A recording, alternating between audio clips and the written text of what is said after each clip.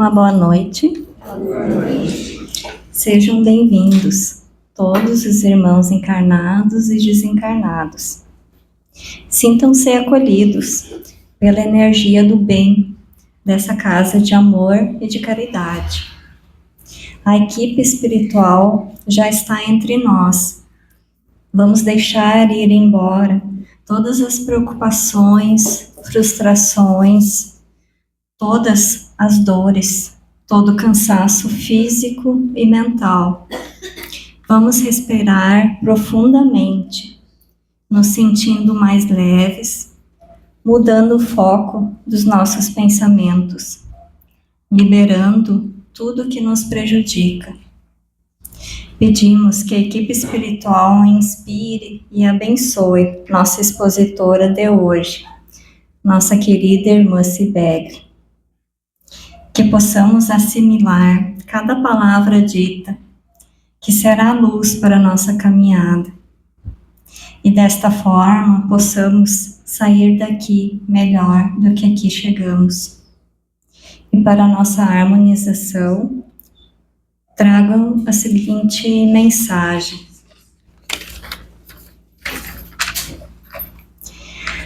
Que diz assim: graças a Deus existe uma esperança que não nos deixa desistir.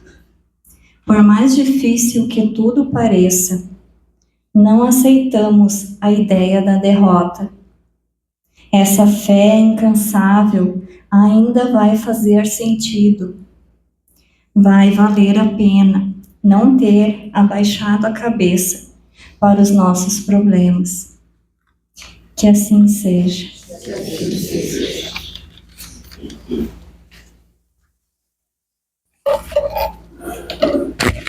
Uma boa noite a todos, os irmãos encarnados e os que desencarnados nos acompanham. Sintam-se todos acolhidos pela equipe espiritual dessa casa e aos irmãos que nos acompanham nas redes sociais também, estejam conosco. Antes de eu iniciar o tema que caiu para nós nessa noite, eu queria falar um pouquinho da data bem próxima que passou, né? Um leve comentário sobre o Natal. Muitos de nós mandaram mensagens aos queridos, né? Outros mandaram mensagens a todo mundo, aos grupos, enfim, desejando paz, alegria, harmonia, né? Que a gente sempre faz isso. Mas uma curiosidade, assim, eu fiquei observando que teve pessoas que se emocionaram mais do que o comum e mandaram mensagens, assim, bem emotivas, longas até.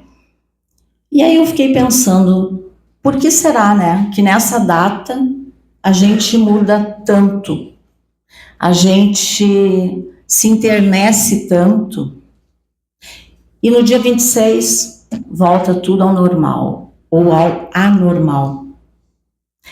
E aí eu segui no meu questionamento, né, eu disse, mas o que será que move as pessoas a somente deixar o coração falar nesse momento? Podem perceber que no Natal as pessoas ficam assim, né, chegam a falar coisas que nunca disseram antes.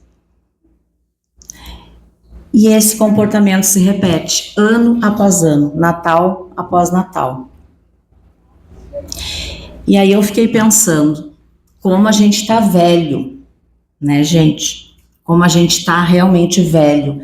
E não no sentido de idade, de tempo cronológico, mas velho no sentido de criatividade. Porque a gente faz muito isso no automático. Vamos pensar se não. E seguindo, como hoje caiu o Homem Novo para nós, eu fiquei pensando nessa hipocrisia que a gente tem hoje em dia. Quando chega o Natal, tá todo mundo feliz, todo mundo vira anjo, criazinha, auréola e tá tudo certo. E depois segue a vida e a gente sai lá fora no mundo e a violência, o desamor, a falta de misericórdia é muito grande. né? Então, tem alguma coisa que está errada, estamos velhos mesmo. Quem sabe a gente tem que mudar alguma coisa. Pequenas mudanças. E como as nossas atitudes velhas para mudar, a gente tem que buscar uma inspiração, e ela vem. Eu sempre vou buscar, vocês sabem onde, quem já me acompanha sabe, né? Nosso querido Mestre Jesus. Ele tem a resposta para tudo. Incrível. Esse homem é e sempre será incrível. E aí eu fui procurar. Eu disse, mas o que acontece? Aí saímos do Natal e vamos agora pensar o seguinte: Jesus foi morto, crucificado e ressuscitou. Tá, mas e depois da ressurreição do Cristo? O que aconteceu? Lá foi a Cibele questionando, procurar, mas o que aconteceu? Vamos parar e pensar. Ele tinha 12 apóstolos e vários, milhares de discípulos, centenas talvez, não sei, na época a gente não lembra. Vivíamos lá, mas não lembramos. Muitos de nós. E aí eu fiquei pensando, o que houve com os apóstolos, né? O que vocês acham, meus irmãos? Aqueles que sabem, tudo bem, mas aqueles que não fazem ideia. Porque Jesus ressuscitou. E tem nas Escrituras Sagradas um livro que poucos de nós leem, que é Atos dos Apóstolos. Ali começa essa conversa. Em Atos dos Apóstolos, tem Lucas, que é um dos 4 evangelistas, que faz uso da palavra escrita. Ele começa a escrever cartas para Teófilo. É o nome que está nas Escrituras. E eu fui buscar quem era Teófilo. Eu acredito que fosse alguém da estima do Lucas, porque não deu para entender se ele era alguém do povo de religião ali, né, dos religiosos da época, ou se alguém até da família, né, ou amigo mesmo, mas era alguém a quem ele escrevia cartas contando o que aconteceu com o mestre, o que aconteceu com os apóstolos depois que Jesus ressuscitou. Daí ele conta que Jesus ficou durante 40 dias aparecendo, retornando e vindo trazer a mensagem dos ensinamentos de Deus, da obra de Deus. Então ele ia e vinha conversando com seus apóstolos. E eu fiquei pensando que bom isso, né? E volto a dizer, ele sempre tem resposta para tudo.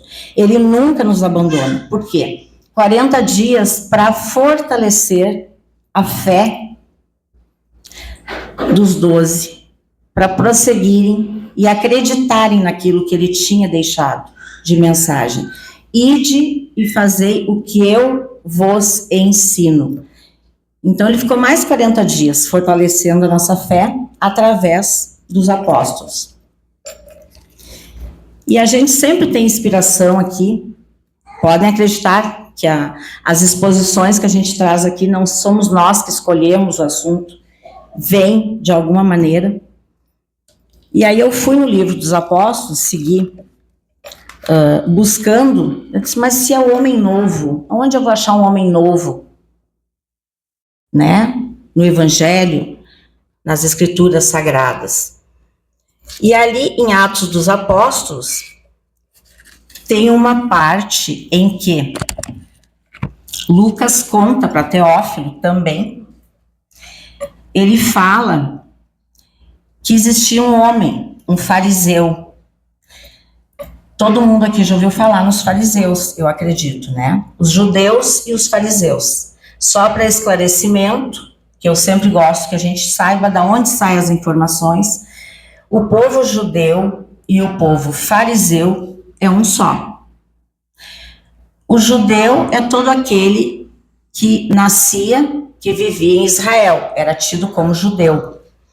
Porém, alguns eram fariseus, que se tratava daquelas pessoas, dos judeus, que seguiam estritamente a lei de Moisés, o que estava escrito, sem tirar vírgula nem ponto. O que estava escrito na lei mosaica era lei. Daí vem as divisões. Notem que já vem isso há longo tempo, né, gente? E os outros judeus, que não estavam separados como estes, seguiam as suas crenças, seguiam as suas doutrinas conforme na época. Então, por isso que a gente sempre vê aquele fariseu, tem até comentários nos filmes, né, que a gente ouve, mas nada mais é do que uma designação do povo que seguia a lei mosaica, ou então seguia também os anciãos, que eram aqueles religiosos mais antigos, que tinham mais conhecimento e eram muito respeitados. E Jesus era judeu, também frequentou as sinagogas, né? Quem leu o Evangelho sabe, ele esteve entre os doutores da lei, quando bem jovem. Então Jesus já veio preparado, sabendo que mesmo frequentando uma sinagoga e mesmo sendo do povo judeu, ele seria traído pelo próprio povo. Mas nem por isso ele deixou de pregar entre os seus. E agora vem a história do homem, que eu disse para vocês que eu fui buscar. Preciso achar um homem novo para justificar a inspiração que veio. E aí eu vou contar a historinha que está lá em Atos dos Apóstolos. Havia um homem chamado Saulo, era um fariseu que nasceu em Tarso, local que hoje é a Turquia. Sendo judeu e cidadão romano, ele perseguia os primeiros cristãos. Um dia, sentindo em si uma força ou uma vontade em avançar, ameaçar e matar os discípulos de Jesus, que eram os primeiros cristãos, que foram perseguidos por Saulo, ele dirigiu-se a um sumo sacerdote numa sinagoga e lhe pediu cartas para as sinagogas de Damasco. Diz cartas, creio eu que ele pediu autorizações na época, né? Porque nas sinagogas haviam os dirigentes. Pediu essas cartas a fim de que, caso ele encontrasse algum cristão no caminho, tanto homens quanto mulheres, ele os levasse presos para Jerusalém. O homem perseguia nós cristãos, né? Aliás, não sei se nós estávamos todos lá, mas alguns de nós certamente. E ele, seguindo pela estrada, ao aproximar-se da cidade de Damasco, de repente viu uma luz vinda do céu brilhar ao seu redor. E caindo por terra, ouviu uma voz que lhe dizia: Saulo, Saulo, por que me persegues? Ele perguntou: Quem és tu, Senhor? E a resposta veio: Eu sou Jesus, a quem tu persegues. Mas levanta-te, entra na cidade, onde te dirão o que deves fazer. Seus companheiros de viagem pararam assustados, também ouviram a voz, porém não viram ninguém. Então Saulo levantou e, abrindo os olhos, não conseguia mais enxergar, ficou cego. E, guiado pela mão, foi a Damasco. Ficou 3 dias sem visão, sem comer nem beber. Bom, ele foi a Damasco depois de ouvir a voz. Na cidade de Damasco havia um discípulo cristão chamado Ananias, que acreditava muito nos ensinamentos de Jesus. Jesus disse a Ananias que ele fosse procurar Saulo e lhe curasse sua vista, pois muitos dos discípulos de Jesus tinham o dom da cura. Ananias, porém, respondeu: Senhor, tenho ouvido sobre esse homem e os males que eles têm feito ao teu povo em Jerusalém. Inclusive, ele tem autorização para prender todos os que invocam o teu nome. Mas Jesus lhe disse: Vai, porque este homem é para mim um instrumento escolhido para levar meu nome perante os gentios e os reis, bem como os filhos de Israel. Pois lhes mostrarei o quanto vale sofrer em meu nome. E assim Ananias foi até Saulo, dizendo: o próprio Jesus que te apareceu e ouviste na estrada por onde vinhas, me enviou para que recuperes tua visão. E Saulo imediatamente voltou a enxergar. E a história continua, né, gente? Lógico, não vamos poder continuar contando. Quem gostou da história de Saulo pode ler em Atos dos Apóstolos, porque Saulo, a partir dali, se converteu e se tornou discípulo cristão e passou a pregar em nome de Jesus e foi batizado e mudou seu nome para Paulo. Nós temos obras na doutrina também que falam muito de Paulo de Tarso. Quem puder ler, tem grandes ensinamentos. Porque nós, como espíritas, sabemos que a cada vida, a cada reencontro na carne, a gente vem para aprender, né, gente? Então, eu achei um homem novo. Vocês concordam comigo? Que Saulo se tornou um homem novo. De perseguidor, de homem cruel, Jesus podia ter escolhido um de nós, né? Anjinho. Nós somos, né, gente? Não, ele foi lá e escolheu alguém severo, alguém cruel, alguém que perseguia o seu amor, o seu ensinamento. Vejam como Jesus é bom. Ele deu a oportunidade de nós aprendermos mais um pouquinho, que se a gente quiser, a gente muda. Se a gente tiver fé, como disse a Margarete na abertura, a gente consegue realizar as coisas.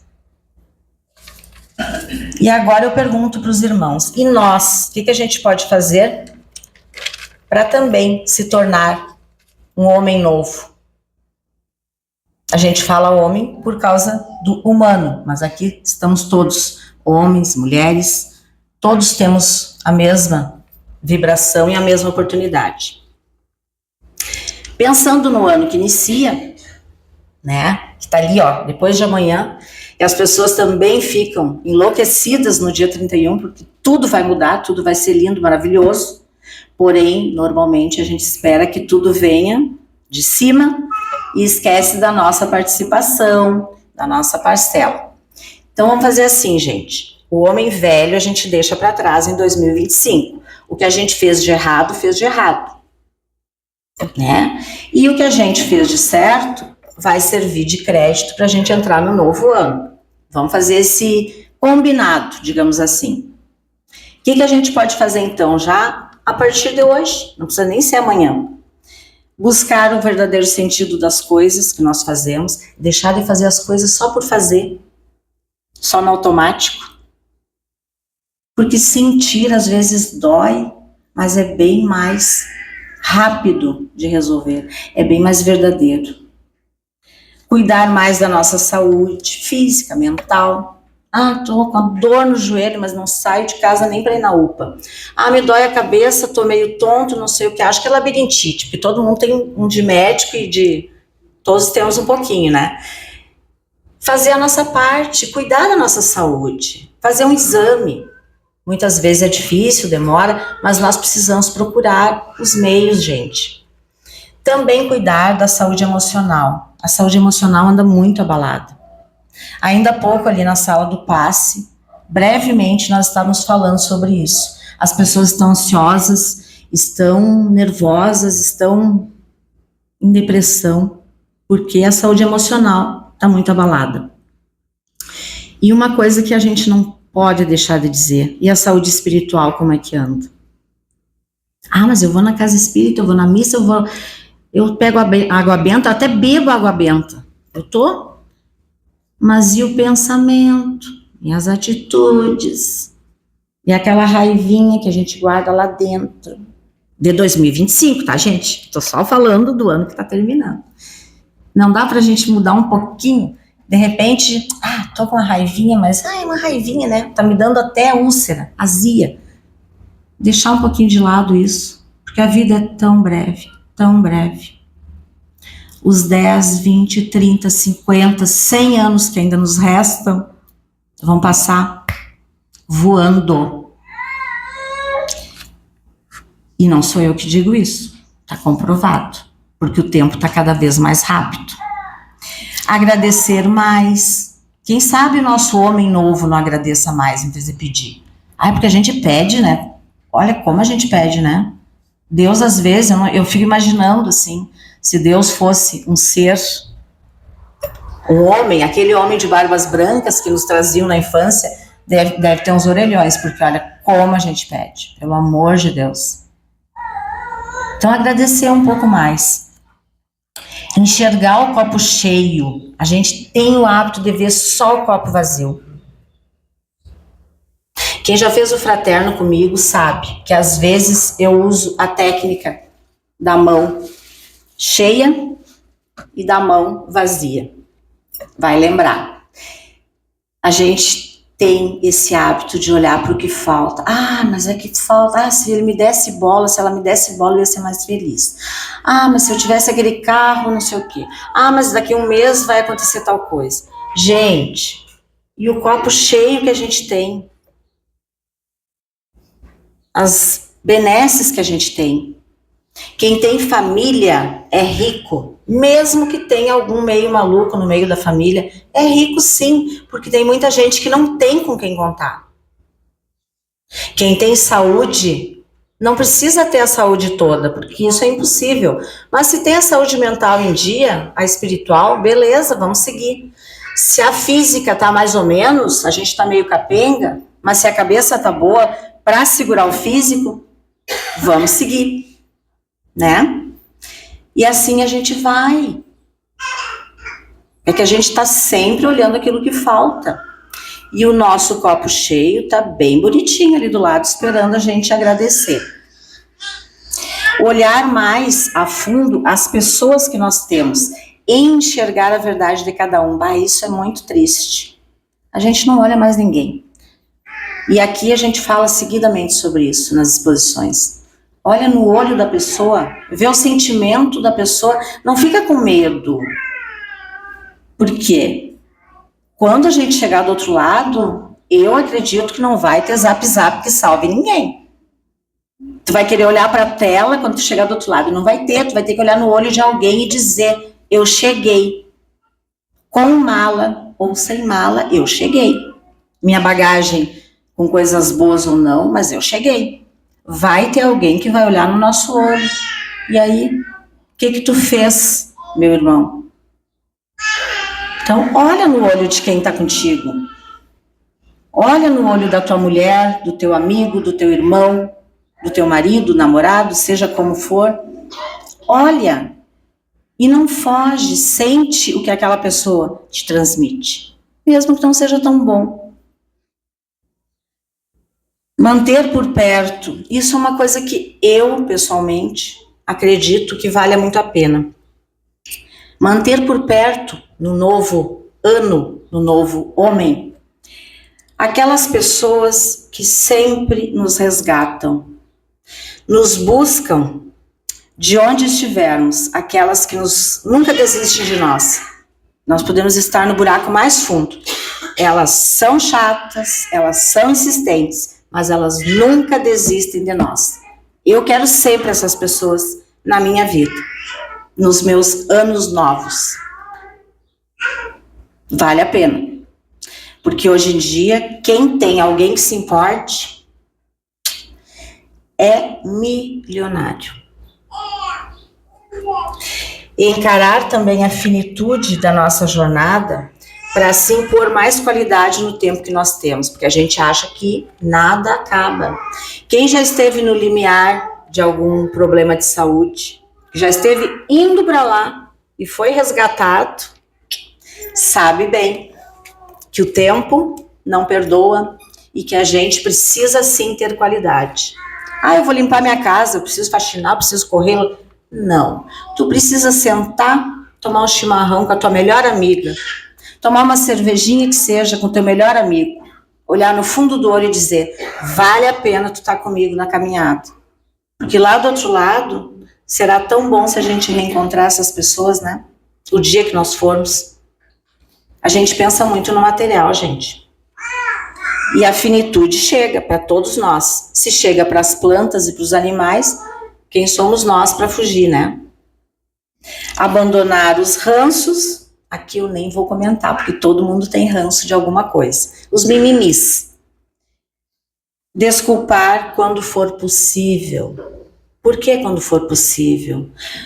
Vamos também, o homem novo, admitir que nem sempre perdoar é uma coisa assim, fácil.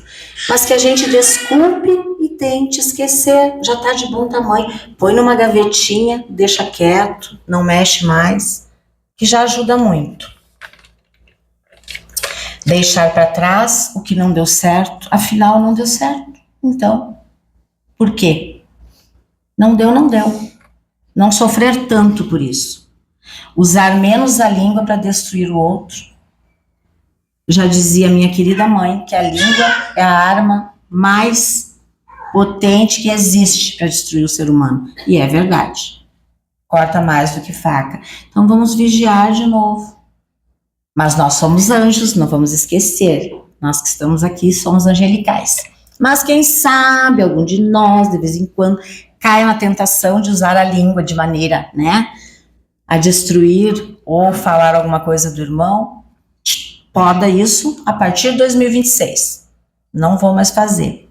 Não custa, é um treinamento. Valorizar aqueles que Deus pôs no nosso caminho, sejam bons ou nem tão bons, porque os que não são tão bons vêm para aprendizado e os que são bons vêm para nossa bênção. Ter atitude enquanto dá tempo. Eu quero fazer tal coisa, eu quero resolver tal coisa. Faz agora, faz hoje, faz esse ano ainda. Não deixa para amanhã, porque o amanhã pode não chegar. Pode ser o meu último ano, pode ser o meu último Réveillon. E aí? Aí chega a criatura do outro lado, pois é, né, não fiz. Amar sempre. Aqui me baseei muito no Divaldo. Divaldo que tem uma passagem que fala, ame, independente, se não te amarem, ame.